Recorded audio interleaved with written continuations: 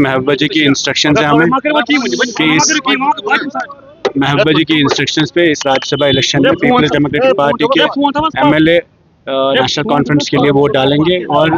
कश्मीर के collective interest को नज़र में रखते रियासत के सारे लार्जर इंटरेस्ट को नज़र में रखते हमने ये फैसला किया है कि हम इस इलेक्शन में नेशनल कॉन्फ्रेंस को वोट डालेंगे और उस पर खासकर महबूबा जी ने दो डिमांड्स नेशनल कॉन्फ्रेंस लीडरशिप को रखी है।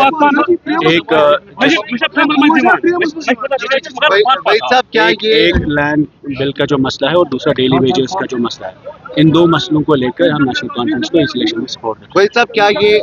वोटिंग देने का फैसला इंडिया अलायंस को मद्देनजर रखते हुए किया गया है या ये कुछ और इंटरेस्ट है जो लार्जर इंटरेस्ट की बात? दो मसले जो महबूबा जी ने टेकअप किए थे नेशनल कॉन्फ्रेंस की लीडरशिप के, एक जो ज़मीन का यहाँ खदशा है,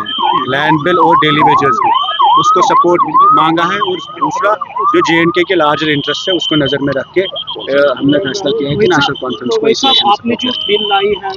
जिसका आपने कहा कि उसको बेल आउट नहीं किया, मौलाना दाऊदी और हामिद साहब ने उसकी मजम्मत की है, कैसे देखते हैं आप सर? देखिए, हम तो चाहते हैं बेसिकली जो वक्फ का मुद्दा है कि मुसलमान ज़ियारतों पे, मस्जिदों पे मुसलमानों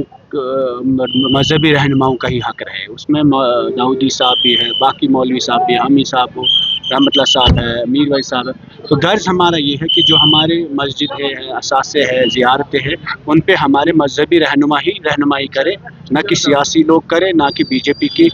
जो वक्फ अमेंडमेंट बिल है उसकी हम मजम्मत भी करते हैं और उसके खिलाफ सभी लोग पूरे मुसलमान पूरे मुल्क में खिलाफ है। तो हम चाहते हैं कि हम debate we have created a discussion in state of Jammu and Kashmir that the वक्फ के जो इंस्टीट्यूशन है वो मुसलमान रहनुमाओं के पास है और हमारे जो रिलीजियस रहनुमा हैं उन्हीं की सरपरस्ती में है। Thank you sir.